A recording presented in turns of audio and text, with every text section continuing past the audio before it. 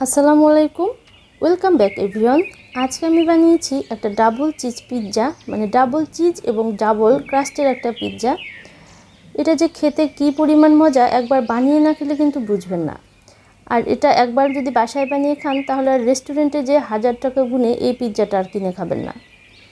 তো এই পিৎজাটা বানাতে যা যা লাগবে আজকের ভিডিওতে কিন্তু আমি বিস্তারিত A to Z সব কিছু দেখিয়ে দিয়েছি। তো চলুন দেরি না করে শুরু করি আমাদের আজকের ভিডিও। প্রথমে আমি ইস্টটাকে অ্যাক্টিভ করে নেব। তার জন্য আমি নিয়েছি হাফ কাপ কুসুম গরম দুধ, 2 টেবিল চামচ চিনি আর 1 চা চামচ ইস্ট। এখন এটাকে ভালো করে মিশিয়ে 10 মিনিটের জন্য আমি ঢাকনা দিয়ে ঢেকে রেখে দেব। ডোটাকে তৈরি করে নিচ্ছি। এর জন্য আমার লাগবে 1.5 কাপ ময়দা, 3 টেবিল চামচ গুঁড়ো দুধ, স্বাদ মতো লবণ, আর যে ইস্টটাকে আমি অ্যাক্টিভ হতে রেখেছিলাম সেটা অ্যাক্টিভ হয়ে গেছে। এখন এটাকে আবারও একটু নেড়ে চেড়ে যে চিনিটা থাকে নিচে সেটাকে গুলিয়ে আমি এই ময়দার মিশ্রণের মধ্যে দিয়ে দিচ্ছি।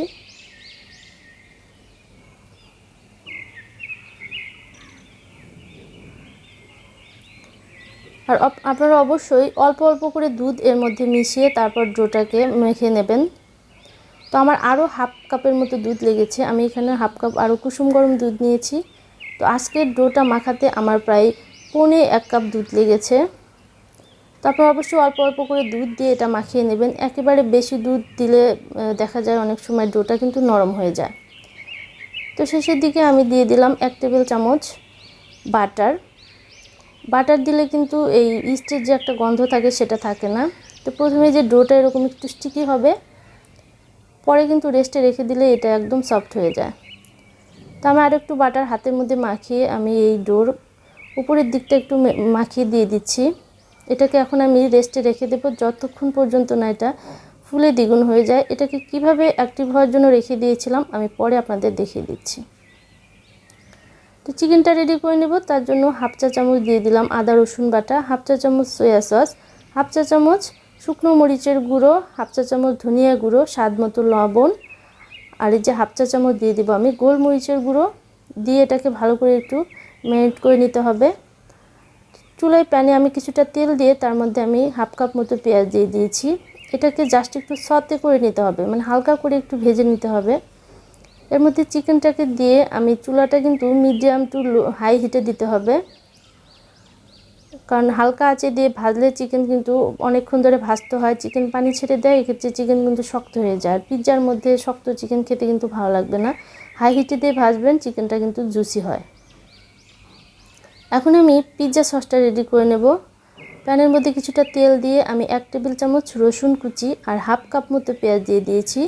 এগুলোকে আমি হালকা করে 2-3 মিনিটের মতো একটু ভেজে নেব। এর মধ্যে আমি দিয়ে দিচ্ছি হাফ কাপ টমেটো সস। তো পিৎজার একদম অথেন্টিক স্বাদ পেতে হলে আপনাদের কিন্তু পিৎজার সসটি ব্যবহার করতে হবে। এর মধ্যে দিয়ে দিচ্ছি হাফ চা চামচ গোলমরিচের গুঁড়ো, হাফ চা চামচের মতো অরিগ্যানো। তো বাসায় যদি টমেটো সস থাকে সেক্ষেত্রে কিন্তু আপনি ইনস্ট্যান্ট পিৎজা সসটা এভাবে বানিয়ে নিতে পারবেন। আর এই সসটা বানাতে কিন্তু একদমই সময় লাগে না। এর মধ্যে আমি দিয়ে দিচ্ছি 1 চা চামচ মতো শুকনো মরিচের গুঁড়ো, কারণ সসটা কিন্তু অলরেডি রান্না করা, তো এক্ষেত্রে এটা বানাতে কিন্তু খুব একটা সময় লাগে না। তো পিৎজা কিন্তু টমেটো সস দিয়েও বানানো যায়। তো তবে টমেটো সস দিয়ে পিৎজা বানালে কিন্তু একদম আপনি পিৎজার যে অথেন্টিক টেস্ট সেটা পাবেন না। তো এভাবে একটু বানিয়ে নিলেই কিন্তু পিৎজাটার স্বাদ বহুগুণে বেড়ে যায়।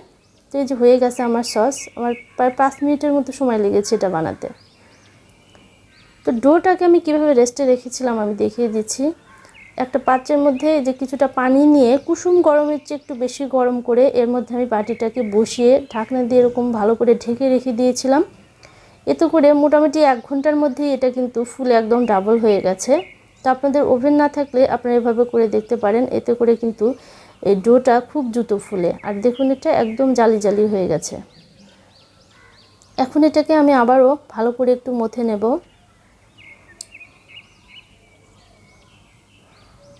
আর আজকের পিৎজাটা যেহেতু 2টো লেয়ারের হবে সেক্ষেত্রে আমি এই যে ডোটাকে দুই ভাগে ভাগ করে নিয়েছি। যে উপরের যে লেয়ারটা হবে সেটা হবে ছোট, আর দুটো লেয়ার হবে যেহেতু অবশ্যই দুটো লেয়ারই কিন্তু একদম পাতলা করে বেলে নিতে হবে, যতটা পারবেন পাতলা করে বেলে নেবেন, কারণ দুটো লেয়ার পড়বে, এমনিতেই কিন্তু পিৎজাটা অনেক বেশি মোটা হবে। তো আমি আজকে 9 ইঞ্চি সাইজের একটা ট্রেতে বেক করব, এবং এই উপরের যে ক্রাস্টটা এটাকে আমি এই 9 ইঞ্চি সাইজের ট্রের যে তলানিটা সেটা সমান করে বেলে নেব, আর নিচের যে লেয়ারটা সেটাকে একটু বড় করে আমি বেলে নেব। আমি ট্রের মধ্যে কিছুটা তেল ব্রাশ করে নিয়েছি, এবার আমি নিচের লেয়ারটা বসিয়ে দিচ্ছি, এটাকে একটু বড় করে বেলে নিতে হবে। এই সাইডগুলোকে একটু আঙুল দিয়ে চেপে চেপে বসিয়ে দেব। একটা কাঁটা চামচ দিয়ে আমি ছিদ্র করে নিচ্ছি কতগুলো। অবশ্যই আপনারা এরকম ছিদ্র করে নেবেন, তা না হলে কিন্তু এটা ফুলে একদম রুটির মতো হয়ে যাবে। আমি কিছুটা মেয়োনিজ দিয়ে দেব এই লেয়ারে। মেয়োনিজ দিলে কিন্তু পিৎজার স্বাদ অনেক গুণে বেড়ে যায়, এটা খেতে ড্রাই লাগে না, আর মেয়োনিজ খেতে এমনিতেই অনেক মজা, তো পিৎজাও কিন্তু খেতে অনেক ভালো লাগে মেয়োনিজ দিলে।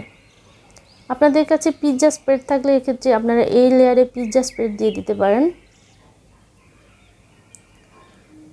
এখন আমি চিজ দিয়ে দেব। চিজগুলো আমি একটু বড় বড় করে কেটে নিয়েছি, এগুলো আমি বসিয়ে দেব। তো আজকের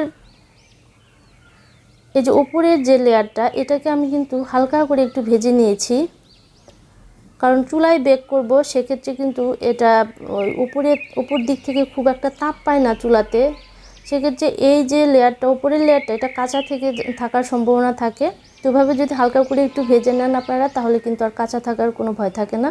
ওভেনে করলে আমার মনে হয় এভাবে একটু ভেজে নেওয়াই ভালো, তাহলে আর কাঁচা থাকার ভয়টা থাকে না, যেহেতু এর উপরে অনেকগুলো লেয়ার পরে। এ পর্যায়ে আমি দিয়ে দিচ্ছি পিৎজা সস, একটু বেশি করেই দেব, যেহেতু এটা বেশ মোটা হবে, তো একটু বেশি করে পিৎজা সসটা দিলে কিন্তু খেতে ভালো লাগে। তো এখন আমি উপরের যে টপিংসগুলো সবগুলোই বসিয়ে দেব, আরও কিছুটা চিজ দিয়ে দিলাম, চিকেনগুলো দিয়ে দেব। তো আজকের পিৎজা আমি যা যা ব্যবহার করেছি, মানে টমেটো সস, চিজ, মেয়োনিজ সব কিছুই কিন্তু আমার বাসায় বানানো, আর এগুলোর ভিডিও অলরেডি আমার চ্যানেলে দেওয়া আছে, আমি ডেসক্রিপশন বক্সে লিঙ্ক দিয়ে দেবো, আপনারা চাইলে কিন্তু দেখে আসতে পারেন। আমি কিছুটা রেড ক্যাপসিকাম, গ্রিন ক্যাপসিকাম আর কিছুটা পেঁয়াজও দিয়ে দিচ্ছি, আর আরও কিছুটা চিজ উপর থেকে দিয়ে দিলাম।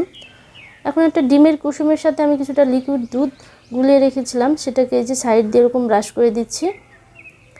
তো আপনারা ডিমের কুসুমের সাথে গুঁড়ো দুধ মিশিয়ে ব্রাশ করে দিলে সেটাতে কিন্তু আরও ভালো রেজাল্ট আসে, মানে আরও কালার সুন্দর হয়।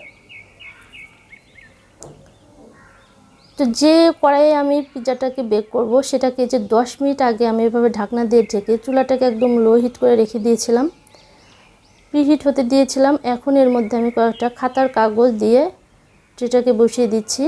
চুলায় বেক করলে অবশ্যই এরকম কয়েকটা কাগজ দিয়ে দেবেন, এক্ষেত্রে কিন্তু কালার সুন্দর আসবে, আর পিৎজার মধ্যে সুন্দর একটা স্মোকি ফ্লেভারও কিন্তু আসে।